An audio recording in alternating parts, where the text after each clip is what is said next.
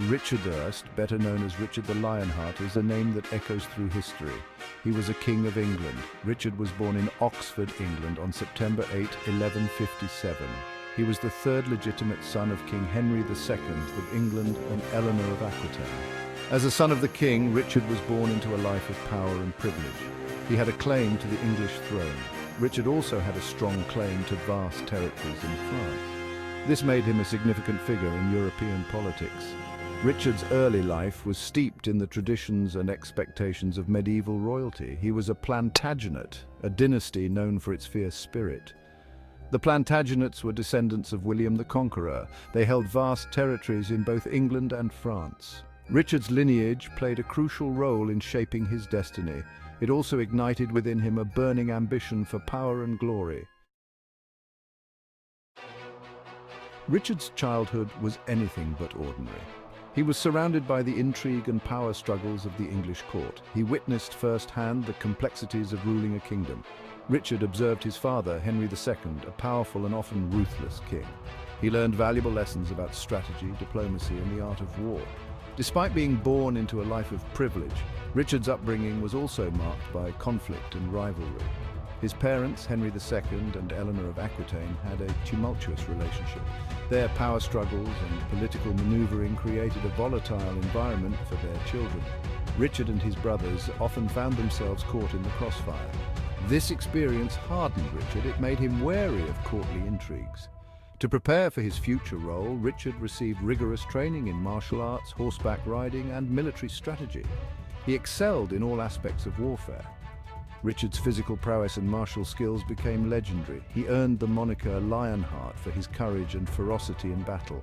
His reputation as a skilled warrior preceded him.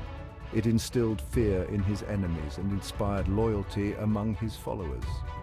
Richard's education extended beyond the battlefield. He was also tutored in courtly manners, literature, and music. He was known to be a patron of the arts. Richard enjoyed composing poetry and songs in French and Occitan. This intellectual side of Richard often gets overshadowed by his military exploits.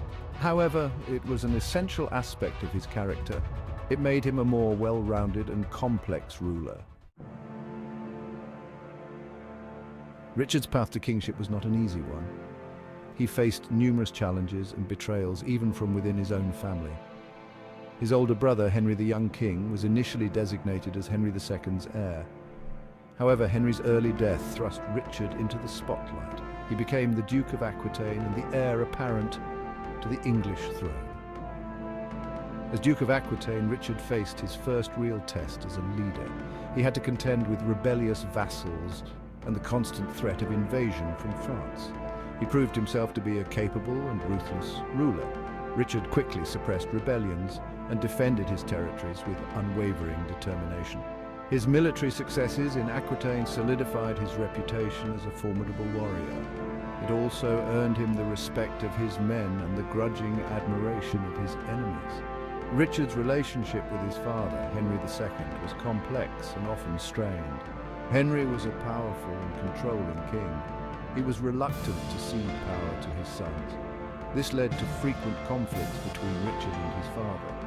Richard, eager to prove himself and secure his inheritance, often defied his father's authority. He formed alliances with his father's enemies, including King Philip II of France. Despite the challenges, Richard's ambition and determination never wavered. He yearned to prove himself worthy of the throne and to carve out his own legacy. Richard's unwavering belief in his own destiny fueled his actions. It propelled him forward through adversity and uncertainty. His relentless pursuit of power and glory would ultimately shape the course of his reign as King of England. Section 4. Wars of a King. Richard's reign as King of England was dominated by war and crusading. He spent much of his time away from England, fighting in the Holy Land, France, and other parts of his domains. Richard I became King of England in 1189. He immediately embarked on the Third Crusade, a holy war to reclaim Jerusalem from the Muslims. The Third Crusade was a defining moment in Richard's reign. He emerged as a brilliant military commander, leading his forces to victory against Saladin, the Sultan of Egypt and Syria. Richard's tactical brilliance and courage in battle were evident in his victories at Acre, Arsuf and Jaffa. He earned the respect of his enemies, including Saladin himself. Despite his military successes in the Holy Land, Richard was unable to achieve his ultimate goal of capturing Jerusalem.